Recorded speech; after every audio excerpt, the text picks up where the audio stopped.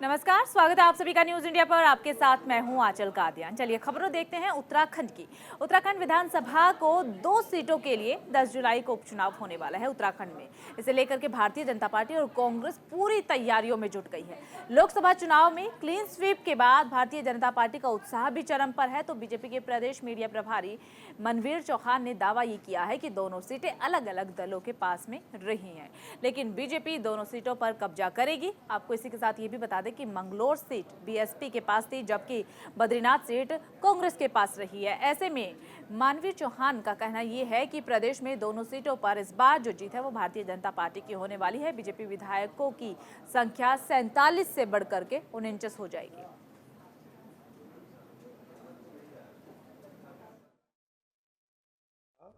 कि भारतीय जनता पार्टी बद्रीनाथ और मंगलौर चुनाव को भारी बहुमत से जीतने वाली है और हम अब 47 जो हमारे विधायक हैं अब 49 होने जा रहे हैं। और हमें पूरा विश्वास है कि आदरणीय मुख्यमंत्री पुष्कर सिंह धामी जी के नेतृत्व में जो प्रदेश के अंदर विकास के जो काम हुए हैं, आदरणीय नरेंद्र भाई मोदी जी के आशीर्वाद से उत्तराखंड राज्य जो विकास की गति पकड़ा है, उस पर दोनों विधानसभा के लोग मुहर लगाने वाले हैं और भारतीय जनता पार्टी परचम मंगलौर और बद्रीनाथ में फहराने वाली है। विधानसभा उपचुनाव को लेकर बीजेपी की तैयारियां पूरी हो चुकी है। बीजेपी ने स्टार प्रचारक की लिस्ट भी जारी की है। भारतीय जनता पार्टी ने जारी की है 40 स्टार प्रचारकों की लिस्ट। इस वक्त की बड़ी अहम खबर आपको बता रही है। विधानसभा उपचुनाव को लेकर बीजेपी ने कमर कस ली है। स्टार प्रचारक की लिस्ट भी भारतीय जनता पार्टी की तरफ से जारी की गई है। स्टार प्रचारक लिस्ट में 40 स्टार प्रचारकों के नाम दर्ज है। प्रदेश में 2 विधानसभा सीटों पर होना है उपचुनाव। विधानसभा उपचुनाव को लेकर के बीजेपी की तैयारियां लगभग पूरी हो चुकी है। बीजेपी ने आज 40 स्टार प्रचारकों की लिस्ट भी जारी की है। प्रदेश में 2 विधानसभा सीटों पर उपचुनाव होना है। बीजेपी ने मंगलौर सीट से करतार सिंह भडाना को चुनावी मैदान में उतारा है, तो उधर बद्रीनाथ सीट से राजेंद्र भंडारी पर विश्वास जताते हुए उन्हें टिकट दिया गया है। प्रदेश में 2 विधानसभा सीटों पर उपचुनाव को लेकर बीजेपी की तैयारियां लगभग पूरी हो चुकी है और बीजेपी की तरफ से बड़ा दावा यह भी किया जा रहा है कि अब ये 2 सीटें बीजेपी के ही खातों में चली जाने वाली है। लगभग तैयारियां पूरी हो चली है। तो देखिए, स्टार प्रचारकों की लिस्ट भारतीय जनता पार्टी की तरफ से जारी की गई है। इस लिस्ट में 40 स्टार प्रचारक के नाम है। सीएम धामी और सैयद शाहनवाज हुसैन का नाम भी इसमें शामिल है। दुष्यंत गौतम, रेखा वर्मा स्टार प्रचारक के तौर पर इस लिस्ट में नाम शामिल किए गए हैं। प्रदेश के सभी सांसदों को भी स्टार प्रचारक बनाया गया है। सभी कैबिनेट मंत्रियों को भी स्टार प्रचारक बनाया गया है। आज ये लिस्ट जारी की गई है। 40 लोगों के नाम इस लिस्ट में दर्ज है। साथ ही साथ बीजेपी की तरफ से बड़ा दावा ये किया जा रहा है कि अब उत्तराखंड में विधानसभा की 47 सीट बीजेपी के पास है, लेकिन इन 2 सीटों पर चुनाव होने के बाद 49 सीटें बीजेपी के खाते में आ जाएगी। दोनों ही सीटों पर जीत का दावा बीजेपी की तरफ से भरा जा रहा है। हालांकि आपको बता दें कि दोनों ही सीटों पर फिलहाल बीजेपी की जीत नहीं हुई है। एक सीट पर बीएसपी का कब्जा है और दूसरी सीट पर कांग्रेस पार्टी का कब्जा है। तो 2 सीटों पर उपचुनाव होना है। दिग्गज प्रचार करेंगे। 40 स्टार प्रचारकों की लिस्ट जारी की गई है। इस लिस्ट में सभी कैबिनेट मंत्री, बीजेपी के नवनिर्वाचित सांसद, सभी के नाम दर्ज है। सीएम पुष्कर सिंह धामी का नाम भी।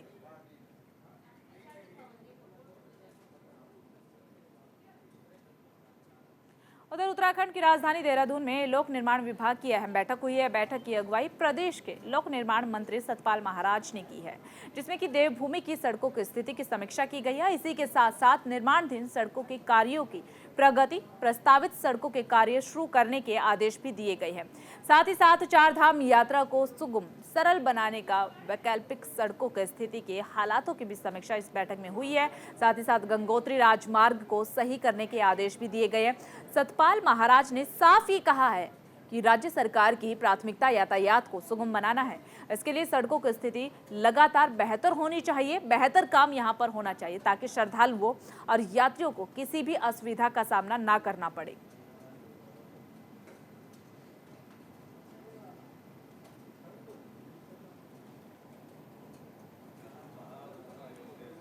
आज देहरादून में लोक निर्माण विभाग की अहम बैठक हुई है। बैठक की अध्यक्षता सतपाल महाराज ने की है। सतपाल महाराज की तरफ से साफ इंस्ट्रक्शन दिए गए हैं कि कोई भी खामी बर्दाश्त नहीं की जाएगी।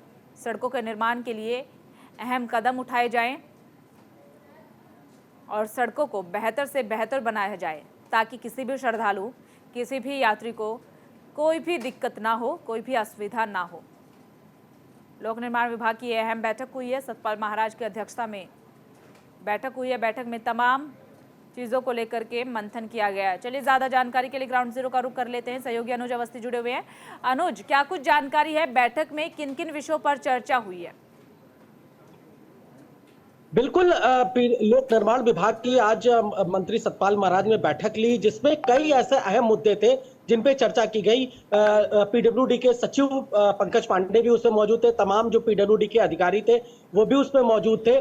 क्योंकि मानसून सीजन आने से पहले प्रदेश की सड़कें, जितनी भी खराब सड़कें हैं, वो पूरी तरीके से चुस्त दुरुस्त हो जाए, इसको लेकर के कैबिनेट मंत्री सतपाल महाराज ने अधिकारियों को निर्देश दिए। उन्होंने ये भी कहा कि जहां जहां पे अभी भी फिलहाल चूंकि चारधाम यात्रा चल रही है और जहां पे सड़कें कहीं खराब है तो उसकी मरम्मत का कार्य भी जल्द से जल्द शुरू किया जाए। क्योंकि अभी तक आचार संहिता लगी हुई थी तो जिसमें टेंडर नहीं हो पाए थे, लेकिन अब आचार संहिता खत्म हो गई है तो जितने भी टेंडर है उनको निकाल दिया जाए और निकाल करके प्रदेश की जितनी भी सड़कें हैं उनको जो है बनाया जाए। क्योंकि बरसात आने वाली है, जुलाई से पहले पहले ये सारी प्रदेश की सड़कें, चाहे वो कुमाऊं रीजन की अगर हो, चाहे वो गढ़वाल रीजन की अगर हो, तो ये पीडब्ल्यूडी के अंदर जितनी भी सड़कें आती हैं वो सभी फिलहाल मानसून सीजन से पहले पहले सभी सड़कें बना ली जाए। जी ठीक है अनुज, लगभग कितनी सड़कें ऐसी है जिन्हें बनाने के लिए साफ निर्देश सतपाल महाराज की तरफ से इस बैठक में दिए गए हैं?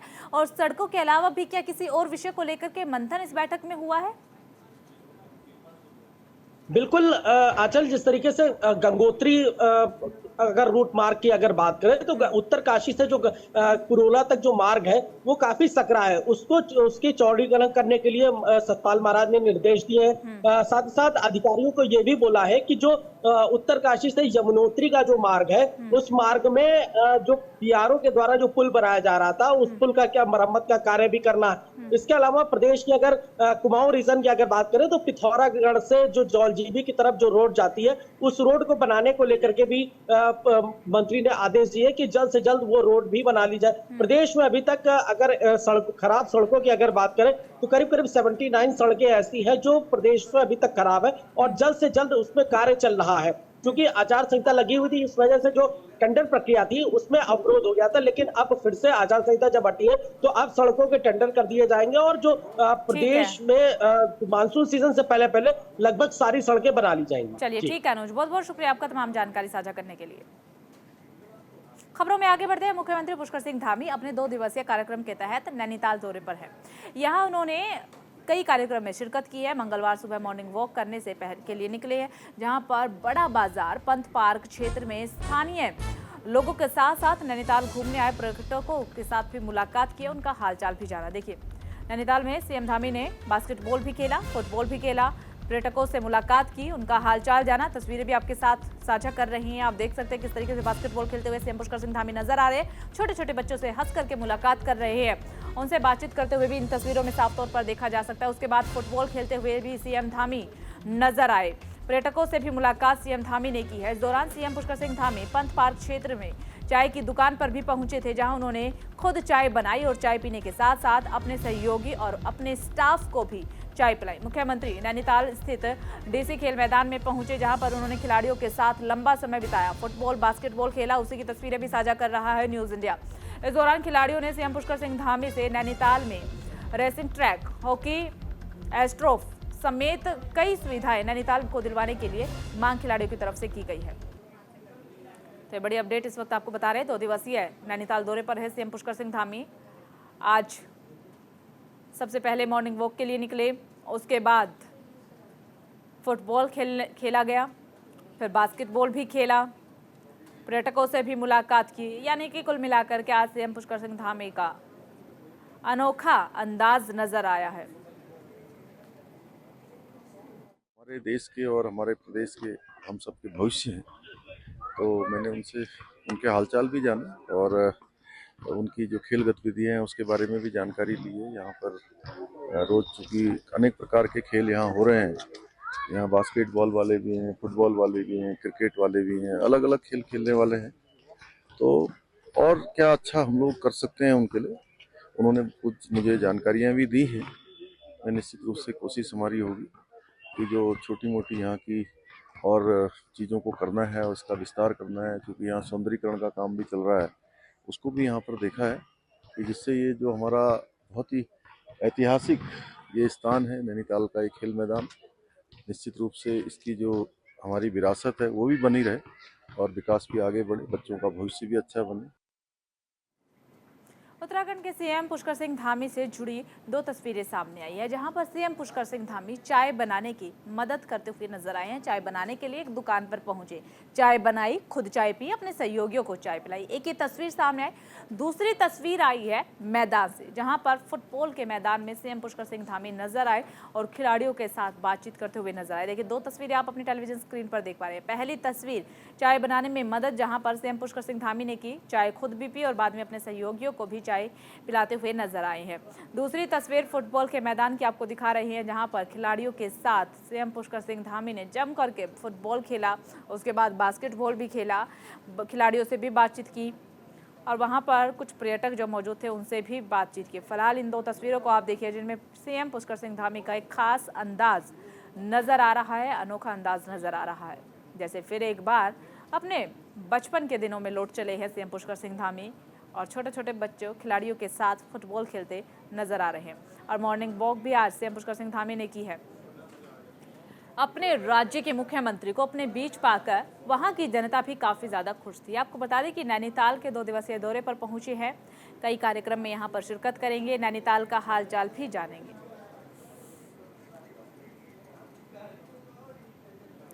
चलिए खबरों में आगे बढ़ते हैं। हरिद्वार में चल रहे भारतीय किसान यूनियन के चिंतन शिविर में देश भर के किसान प्रतिभाग कर रहे हैं।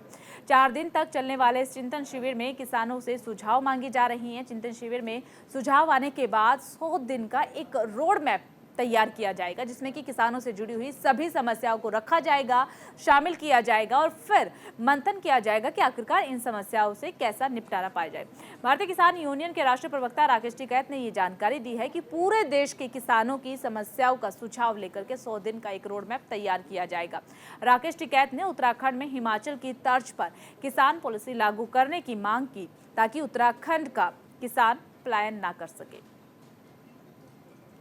पहले तो सरकार से हमारी एक ही मांग है कि पूरे प्रदेश में एक नियम लागू हो। पूरे प्रदेश में अलग अलग नियम ना हो कि पहाड़ में अलग नियम है, यहाँ अलग नियम है। और सरकार यहाँ की, आप देखो उत्तर प्रदेश में भी भाजपा की सरकार है, जहाँ पे ट्यूबवेलों के बिल बिल्कुल फ्री कर दिए सरकार ने, तो यहाँ भी सरकार को कर देनी चाहिए।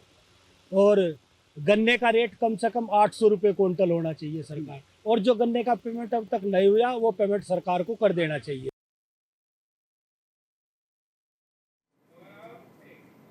तो देखिए, भारतीय किसान यूनियन का चिंतन शिविर आज लगा है। देश भर के किसानों ने इसमें हिस्सा लिया। बढ़ चढ़ करके किसानों की समस्याएं और चर्चा की गई है कि आखिरकार किसानों के पास क्या क्या समस्याएं, उन पर चर्चा की गई है। किसानों से सुझाव भी मांगे जा रहे हैं कि आप अपने सुझाव दीजिए कि इन समस्याओं से किस तरीके से निपटारा किया जा सकता है, आपके मन में क्या है, आपके दिमाग में क्या है।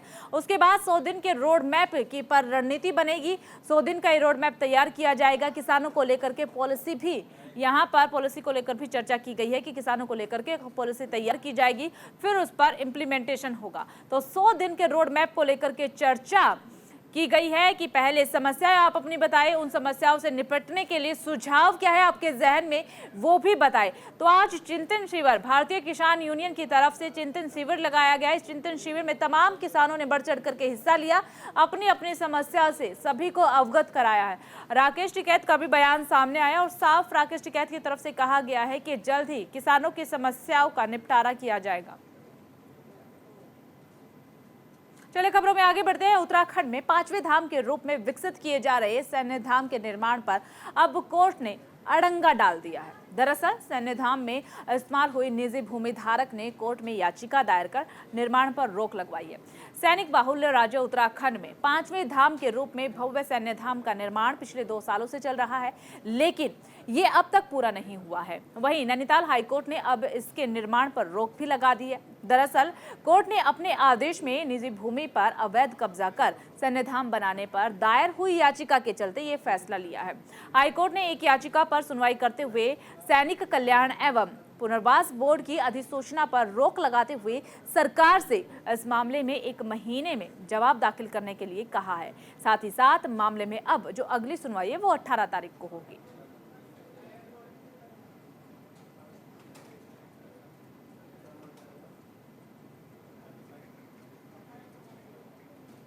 चलिए खबरों में आगे बढ़ते हैं। देहरादून में बीजेपी 21 जून से जन सहभागिता कार्यक्रम शुरू करेगी। राज्य में लोकसभा चुनाव की सफलता के बाद भाजपा अब मंडल स्तर पर जन सहभागिता कार्यक्रम करेगी, शुरू करने जा रही है। पार्टी ने प्रदेश पदाधिकारियों और जनप्रतिनिधियों को जिम्मेदारी भी दे दी है। इस कार्यक्रम को लेकर के भारतीय भाजपा राष्ट्रीय अध्यक्ष जेपी नड्डा ने प्रदेश अध्यक्ष महेंद्र भट्ट को निर्देश दिए हैं कि 21 जून से जन सहभागिता कार्यक्रम जो है वो शुरू हो जाना चाहिए। साफ इंस्ट्रक्शन जेपी नड्डा की तरफ से दिए गए हैं। 21 जून को प्रत्येक मंडल में कार्यकर्ता एक जबकि मोर्चा एवं प्रकोष्ठ जिला स्तर पर एक योग शिविर आयोजित किए जाएंगे। समाज में प्रभुत्व रखने के वाले व्यक्तित्व, कलाकारों, खेल जगत के व्यक्तियों को भी शामिल किया जाएगा। डॉक्टर श्यामा प्रसाद मुखर्जी के 23 जून को स्मृति दिवस, जबकि 6 जुलाई को जयंती के अवसर पर बूथ स्तर पर किए जाएंगे कार्यक्रम।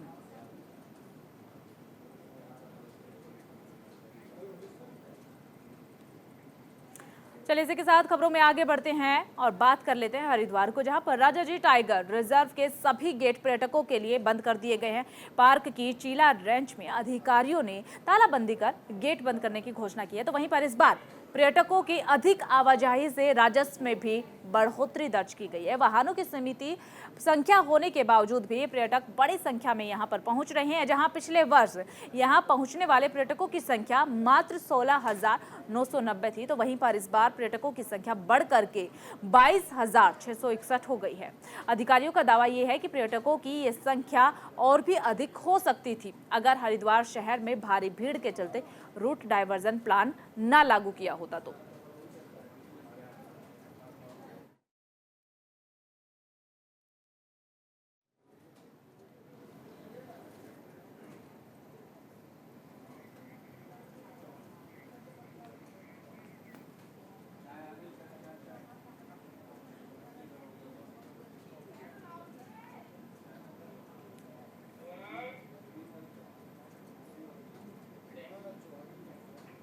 तो हरिद्वार में टाइगर रिजर्व में सैलानियों का हुजूम देखने को मिल रहा है। पर्यटकों के लिए बंद कर दिए गए टाइगर रिजर्व के सभी गेट। दरअसल पार्क की चीला रेंज में अधिकारियों ने तालाबंदी की। पर्यटकों की अधिक आवाजाही से राजस्व में भी बढ़ोतरी दर्ज की गई है। यहाँ पर पार्क की चीला रेंज में अधिकारियों ने तालाबंदी कर दी है। आपको बता दें कि पर्यटकों की अधिक आवाजाही से राजस्व में इस साल बढ़ोतरी दर्ज की गई है। वाहनों की सीमित संख्या होने के बावजूद भी बड़ी संख्या में पर्यटक यहां पर पहुंचे हैं और पर्यटकों का खूब आनंद यहां पर पर्यटकों ने लिया है। पिछले साल का अगर जिक्र किया जाए तो टाइगर रिजर्व में पर्यटकों की संख्या मात्र 16,990 थी, लेकिन इस बार पर्यटकों की संख्या बढ़ करके 22,661 हो गई है। पर्यटकों की ये संख्या और भी अधिक हो सकती थी, लेकिन हरिद्वार में रूट डाइवर्जन कर दिए गए, जिसकी वजह से संख्या ये बेहद ही कम रह गई है। हालांकि पिछले साल की तुलना में संख्या बेहद ज्यादा बढ़ी है।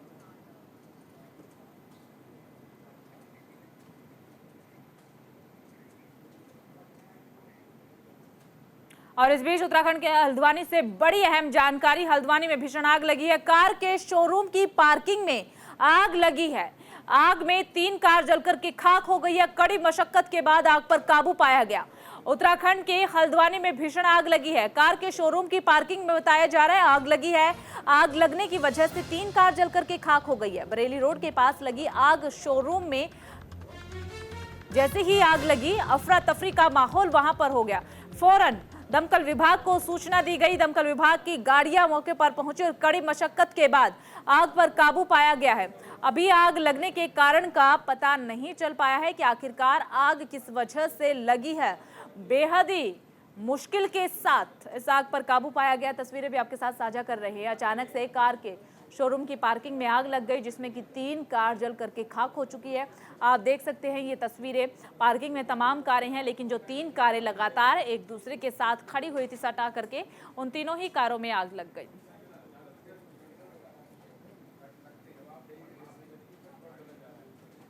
वाराणसी पहुंचे प्रधानमंत्री नरेंद्र मोदी। ये बड़ी खबर इस वक्त आपको बता रहे हैं। वाराणसी प्रधानमंत्री नरेंद्र मोदी पहुंच चुके हैं। जीत के बाद पहली बार अपने संसदीय क्षेत्र पहुंचे हैं पीएम मोदी। थोड़ी देर में किसान सम्मान निधि किस्त भी जारी करेंगे। उसके बाद दशाश्वमेध घाट पर गंगा आरती में शामिल होंगे। पीएम नरेंद्र मोदी आज और कल यूपी बिहार दौरे पर रहेंगे। फिलहाल वाराणसी पहुंचे हैं पीएम नरेंद्र मोदी। अब से कुछ ही देर बाद किसान सम्मान निधि की 17वीं किस्त भी जारी करेंगे। उनके आगमन को लेकर के तैयारियां पहले से ही पूरी कर ली गई थी। भव्य स्वागत उनका किया गया है। जीत के बाद पहली बार अपने संसदीय क्षेत्र वाराणसी पीएम नरेंद्र मोदी पहुंचे हैं। थोड़ी ही देर में किसान सम्मान निधि की किस्त भी जारी करेंगे। आपको बता दें कि इस दौरान पीएम नरेंद्र मोदी अपने संसदीय क्षेत्र वाराणसी का दौरा करने के लिए लोकसभा चुनाव के रिजल्ट आने के बाद पहली बार पहुंचे। यहां पर क्षेत्र का आभार भी प्रकट करने वाले हैं, क्षेत्र की जनता को संबोधित करने वाले हैं, धन्यवाद करने वाले हैं। ये 2 तस्वीरें आप अपने टेलीविजन स्क्रीन पर देख पा रहे हैं। पीएम नरेंद्र मोदी वाराणसी पहुंचे हैं और दूसरी तस्वीर उनके स्वागत के लिए जो तैयारियां वहां पर पहले से चल रही थी। तो जीत के बाद अपने संसदीय क्षेत्र में पहली बार वाराणसी पहुंचे हैं पीएम नरेंद्र मोदी। जनता का आभार प्रकट करेंगे। साथ ही साथ अब से कुछ ही देर बाद किसान सम्मान निधि की 17वीं किस्त भी जारी करेंगे। किसानों को संबोधित भी करेंगे। थोड़ी ही देर पहले हमने दिखाई थी तस्वीरें भी वाराणसी से कि किसान वहां पर जो लोग मौजूद हैं उनमें कितना ज़्यादा उत्साह है कि प्रधानमंत्री नरेंद्र मोदी चुनाव में जीत हासिल करने के बाद पहली बार वाराणसी आए हैं। और कहीं ना कहीं वाराणसी वासियों के मन में कई सारी उम्मीदें। एनडीए की सरकार बनने के बाद पीएम नरेंद्र मोदी पहली बार वाराणसी पहुंचे हैं। कल बिहार जाएंगे। बिहार में पीएम नरेंद्र मोदी नालंदा विश्वविद्यालय परिसर का उद्घाटन करने के साथ साथ कई कार्यक्रम में हिस्सा लेंगे। फिलहाल इस बुलेटिन में सिर्फ इतना ही। बाकी तमाम बड़ी खबरों के लिए बने रहिए न्यूज़ इंडिया के साथ।